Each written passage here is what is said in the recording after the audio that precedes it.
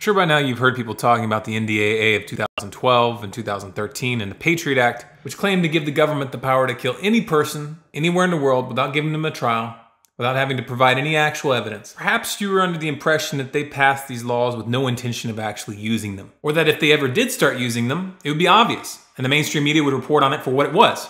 But those aren't very realistic assumptions, are they?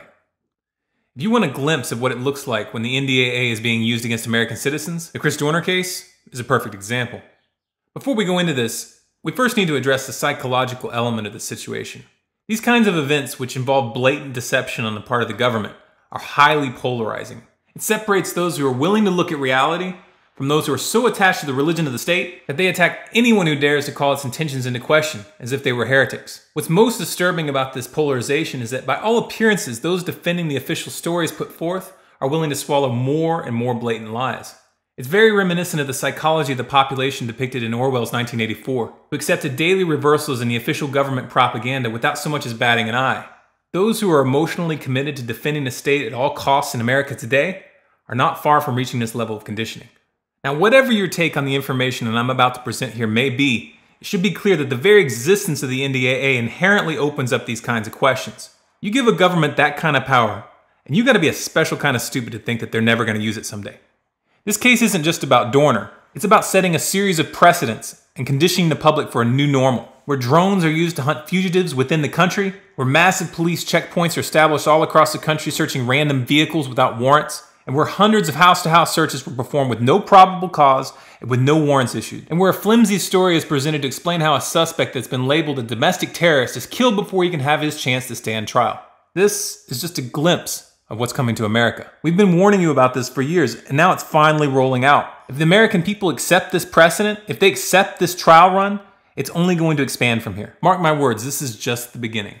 Now, the simple fact of the matter is that we will probably never know the full story of the Dorner case. There isn't going to be a legitimate investigation. The mainstream media isn't going to do any real journalism. But most importantly, Dorner isn't going to get to give his side of the story, because dead men tell no tales. It was obvious from the very beginning of this manhunt that Dorner was wanted dead, not alive.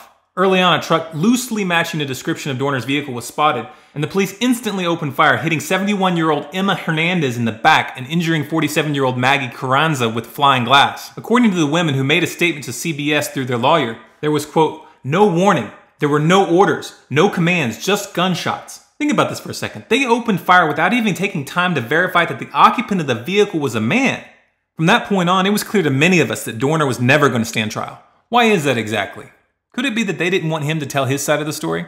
Now, I'm sure you've all heard about this manifesto that Dorner supposedly wrote, and this is being presented to the public as the primary evidence of his guilt. But what real evidence do we have that he actually wrote it? How hard is it to type up a document and put it out in someone else's name? It's not that hard at all. But we're just supposed to take LAPD's word on this, even though the background story here is that Dorner had come forward exposing corruption inside of the LAPD. Could it possibly be that he was being set up? And these are obvious questions, but they're not being asked at all by the mainstream media. We are being fed an official line and we're supposed to just swallow it without any question, even though the manifesto itself is completely absurd and contradictory. This guy is supposedly on a cop-killing rampage, and in the middle of his manifesto, he puts out a call for gun control? Seriously, guys, is this the best you can do? Now again, we don't really know what happened here, and we probably never will, because the story has been spun in such a way that conveniently destroys all the evidence in a fire. Speaking of fire, I'm going to close this out by letting you listen to the audio from the police scanners that were recorded that night, right before the cabin in Big Bear started burning. Keep in mind as you're listening to this that the authorities ordered media outlets to cut the video feeds from helicopters as this was going down, and the news companies complied.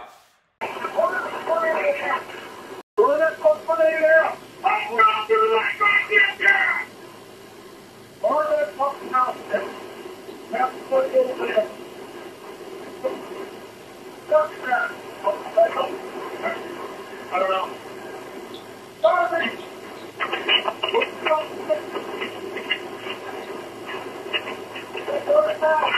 Get going right now. Fucking burn this motherfucker.